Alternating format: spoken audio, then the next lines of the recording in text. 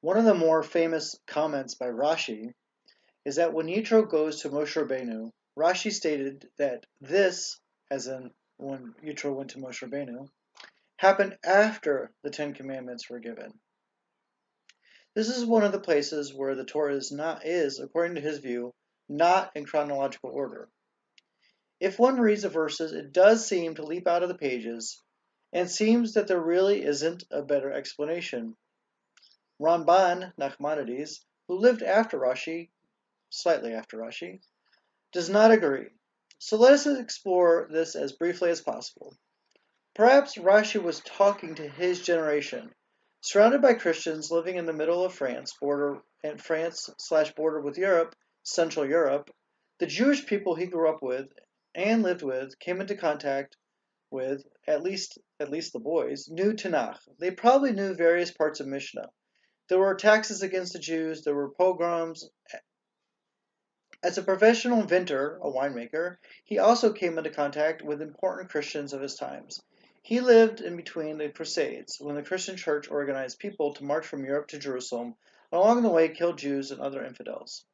According to Berwine, Rashi was on good terms with the local dukes and used his influence and other influential and powerful Christian leaders in his region. And also they also read the Bible, at least the monks and some of the upper class rich males could read. So Rashi had to write for his own audience as who were raised on Midrash and to the Christians who he knew would read what he wrote. Again, perhaps he was forced to share his copies. Anyways, he adheres to the pshat, the simple, quote unquote, simple explanation that, for example, the Torah didn't start with Bereshit, meaning he thought that it'd be better if the Torah would have started with the mitzvot. Not that it didn't start with Bereshit, but he said it would be better if we didn't learn Bereshit.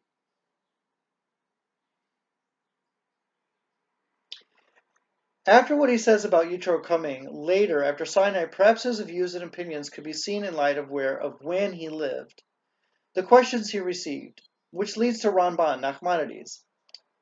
I know a lot less about him, but he lived in Spain. Spain at that time was literally fought over by Muslims and Christians. He was also a doctor. His community was heavily influenced by Muslim thought and preachers who had their view of the Bible and the stories in it. Literacy, the general population was probably higher in the Muslim world among men than in the Christian Europe. The Spanish period is considered the golden age of Islam, and Ramban Nachmanides lived in that time period. But of course, the church was fighting to win back lands that the infidel Muslims took, including Spain and Israel. It should be noted that Ramban had to argue the case for the Jews to the Pope, and obviously he couldn't win, and he ended up fleeing for his life to Israel. Finally, Ramban seems to be addressing Rashi as well as his immediate generation in his commentary. And while I've not read Ramban's commentary, it is supposedly very different than Rashi's, as it served a different purpose goal. Rashi lived, according to the Wikipedia article I found, he lived in the 1040 to 1105. Nachmanides lived from 1194, so approximately 80 years later, to 1270. And according to this, he was a leading medieval scholar, rabbi, physician, Kabbalist, and biblical commentator. He lived most of his life in Girona, in Catalonia. He is also considered to be the most important figure in the reestablishment of the Jewish community in Jerusalem following their destruction by the Crusaders in 1099. So approximately 90 years separate them. A little bit more about the time period in which these two lived in, between the two of them. In 1005, Pope Urban II called for the First Crusade. So for recall, that was slightly towards the end of Rashi's life. 1090, and he was born in 1095, and he was born in 1040. So he was like 54. He was in the middle of his age. In 1095, Pope Urban II called for the First Crusade, a sermon at the Council of Clermont. He encouraged military support for the Byzantine Empire and its emperor Alexius I, who needed reinforcements for his conflict with westernward migrating Turks colonizing Anatolia.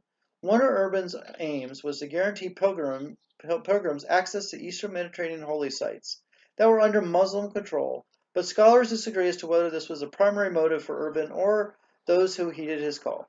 Urban's strategy may have been to unite the eastern and western branches of Christendom, which had been divided since the East-West Schism of 1054, which is when Rashi was about 14, and established himself as the head of the unified church. This initial success of the Crusades established the first 4 Crusader states in the Eastern Mediterranean: the county of Edessa, the Principal of Antioch, and the Kingdom of Jerusalem, and the county of Tripoli. The enthusiastic response to Urban's preaching from all classes in Western Europe established a precedent for other crusades.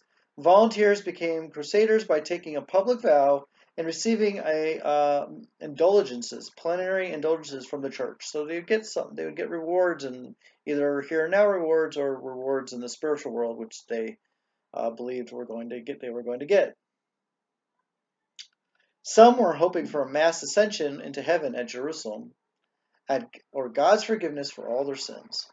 Others participate to satisfy feudal obligations, obtain glory and honor, or to seek economic and political gain.